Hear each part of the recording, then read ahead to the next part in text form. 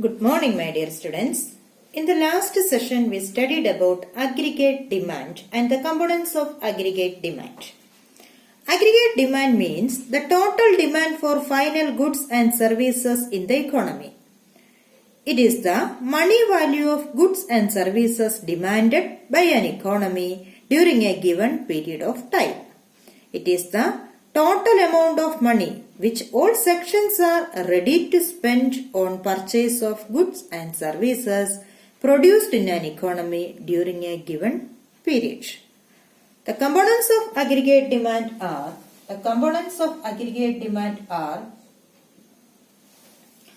household consumption expenditure or private consumption expenditure C, investment expenditure I, government expenditure or the government spending on goods and services, the government demand for goods and services G, and net exports, that is export minus import. The components of aggregate demand are private consumption expenditure, investment expenditure, government expenditure and net export. Here we study aggregate demand in a two-sector model. Aggregate demand in a two-sector model. Since the determination of income and employment is to be studied in the context of two-sector model, household and firm. The third and the fourth components of the aggregate demand are not discussed in detail.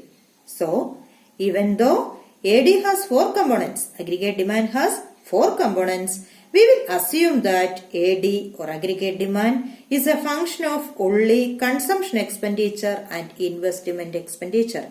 In a two-sector model, we only consider two components of aggregate demand. That is consumption expenditure plus investment expenditure. So, AD is equal to C plus I, consumption expenditure plus investment expenditure. Here we consider only the first two components of aggregate demand. This is the graphical representation of aggregate demand curve. Aggregate demand depends upon the level of income in the economy. Generally, there exists a positive relationship between income and the level of aggregate expenditure in the economy. That is, the level of income rises, aggregate demand also rises. That means there is a positive relationship between aggregate demand and the level of income. In this figure, I is the investment expenditure. I is the investment expenditure, which is a straight line parallel to x-axis, which is a straight line parallel to x-axis. In the x-axis we take income and in the y-axis consumption and investment. This is an investment curve which is parallel to x-axis, which is obtained by adding the fixed level of investment to the consumption expenditure, which is aggregate demand curve is a combination of investment and consumption expenditure. By adding investment and consumption expenditure, that is C plus I, we get aggregate demand. The gap between C and AD, the gap between C and AD, consumption and aggregate demand is autonomous investment, IA. The gap between aggregate demand and consumption expenditure is autonomous investment, IA. So, this is the diagrammatic representation of aggregate demand curve.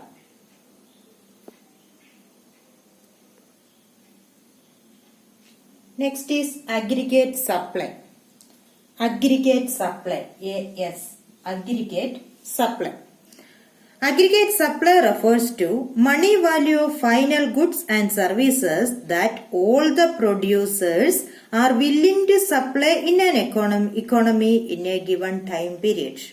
Aggregate supply refers to money value of final goods and services that all the producers are willing to supply in an economy in a given time period.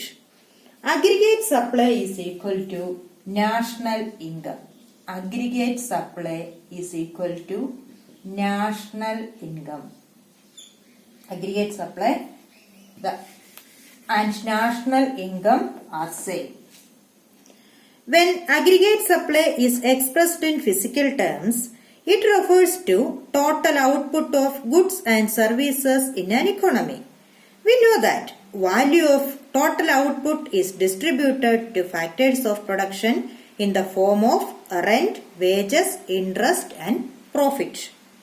The value of total output is distributed among the factors of production in the form of rent, wages, interest and profit. At domestic and national level is termed as national income.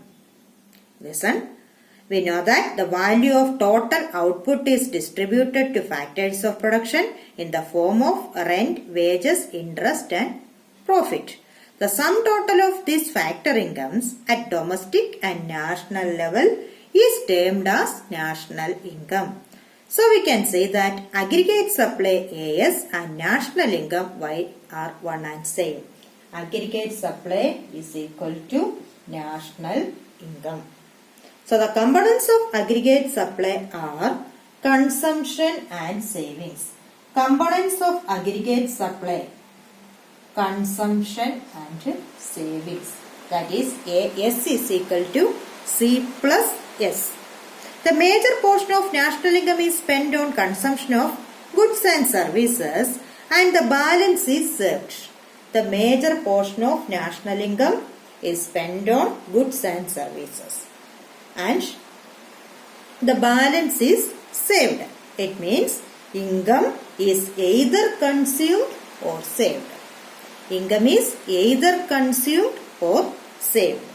So the national income Y is equal to consumption plus savings, and that is the aggregate supply. Listen, this is aggregate supply curve, or it is the graphical representation of aggregate supply. The aggregate supply and national income curve coincide with each other. The nature of national income curve or aggregate supply curve can be made clear with the help of this diagram. Income is represented on the x-axis and consumption and saving are measured on the y-axis. A 45-degree line which represents the aggregate supply. This 45-degree line represents aggregate supply has been drawn from the origin. Aggregate supply curve drawn from the origin. The line is drawn by taking the same scale on both the axes. The line is drawn by taking the same scale on both the axes.